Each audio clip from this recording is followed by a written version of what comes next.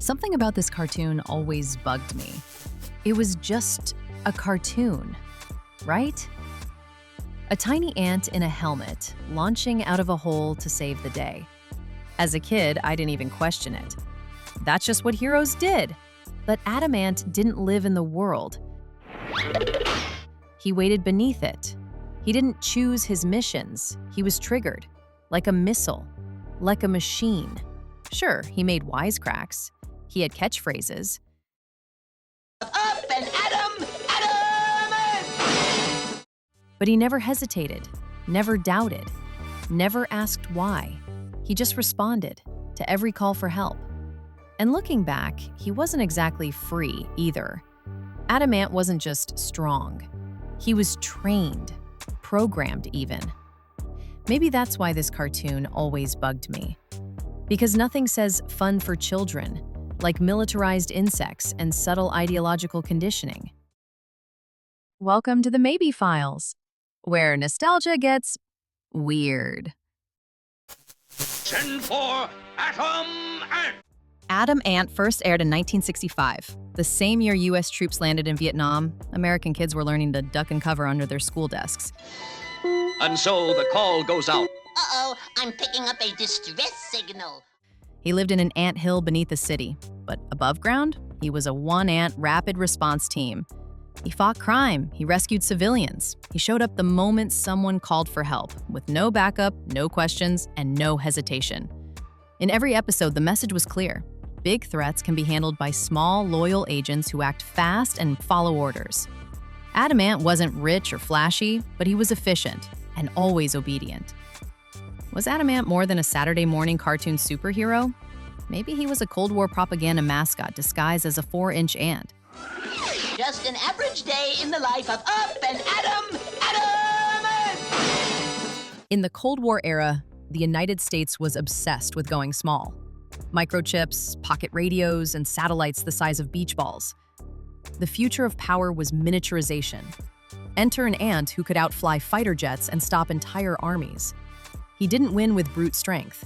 He used speed, tech, and discipline. In real life, the CIA was already testing tools like microtransmitters and insect-sized surveillance gadgets. The goal? Win with stealth, not size. Adam Ant wasn't a spy, but he fit the Cold War model. Small, loyal, and quick to act. When trouble struck, he didn't ask why. Criminal just broke out. Need your help. The warden. Keep your hat on, Warden. Adam Ant didn't patrol the streets or hang out in a secret lair. He waited underground. He listened. He stayed ready. And when he picked up the signal on his antenna helmet, he rocketed to the surface without delay. It wasn't law enforcement. It wasn't military. It was something in between. A private response unit that didn't need approval. That mirrors the real-world alert systems of the 1960s. Red phones, secret codes, DEFCON levels, instant response protocols. There was no time to debate, just act. And that's what Adam Ant modeled. Silent readiness, unquestioning response, and total authority that never had to explain itself. No badge, no orders, just mission. Da? Что? Yes? Oh, you're calling first, will you? Uh-huh. His name wasn't Super Ant. It wasn't Hero Ant. It was Adam Ant.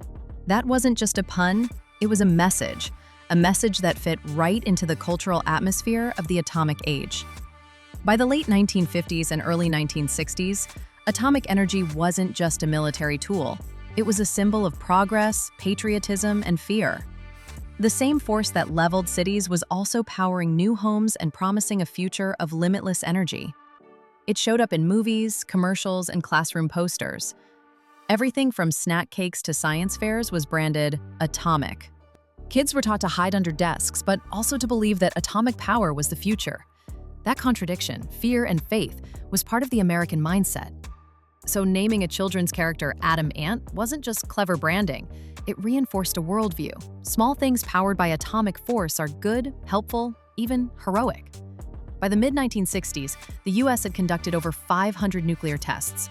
Fallout shelters were being sold like kitchen upgrades. Schools held duck-and-cover drills under posters of mushroom clouds. This was an era that treated atomic energy as both terrifying and patriotic. Adam Ant was small, but he was powered by something massive, something that didn't need to be seen to be feared. And that made him the perfect Cold War mascot, cute, controlled, and symbolically explosive. Up and Adam! Adam Ant wasn't just a one-off hero. He followed a strict routine. Each episode was almost identical. A threat appears, a call goes out, Adam Ant launches from his anthill, handles the problem quickly, and disappears. No change, no questions, no arc. That repetitive structure wasn't a bug in the format, it was the format. It mirrored the real-world logic of programming. Not just television programming, but cultural programming. Watch, obey, repeat. He didn't grow, he didn't reflect, he didn't evolve, because his job wasn't to change, it was to respond. Good idea of yours, Ant-Man. We go to Hollywood and act in big Western movie. Yes, Chief. The Tommyhawks are fake, but the wampum's plenty real. That heap good, you smart little ant. Adam Ant only had 26 episodes, but he stuck around for decades in reruns. puts him in the same category as many Hanna-Barbera characters.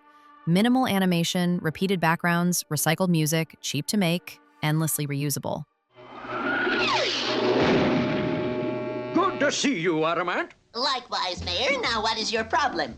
But unlike Yogi Bear or Scooby-Doo, Adam Ant never got a real reboot. No big screen version, no gritty remake, not even a nostalgia-driven revival.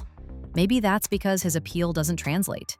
His whole character was built around unquestioning action, instant obedience, and disappearing before the audience or the characters could reflect. That kind of simplicity doesn't resonate as well today. Modern audiences expect nuance. Heroes are expected to wrestle with right and wrong, to reflect, to doubt, to grow. Adam Ant doesn't do any of that. He's efficient, but he's also opaque. Especially in an era where kids are raised to question authority, challenge systems, and value transparency, a hero who operates without explanation feels not just outdated, but quietly unsettling. Taking time out from his crime-crushing duties for a well-earned vacation, that defender of justice, Adam Ant, arrives incognito in sunny Mexico. Maybe what bugged me about this cartoon when I was a kid wasn't how he looked, or even how he acted.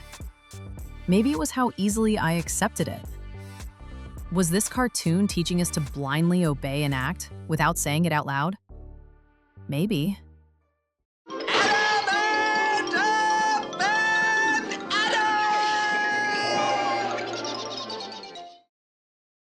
That's it for this file. We're classifying it as a sketchy cartoon. If you enjoyed this episode, please hit that like button, subscribe to the channel, and click on the bell so that you don't miss what we uncover next. Thanks for watching.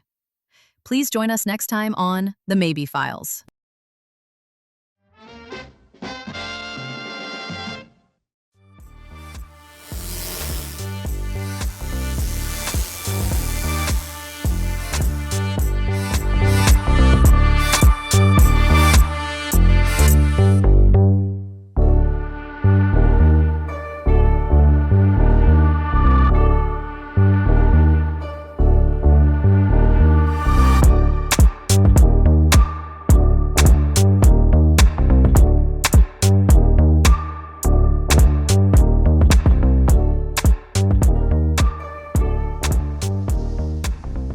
Hello?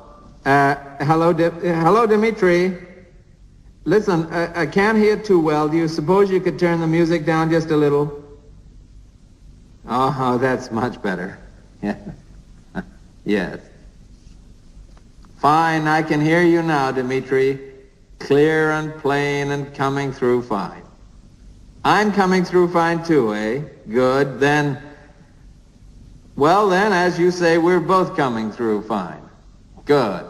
Well, it's good that you're fine then, and I'm fine. I agree with you. It's great to be fine.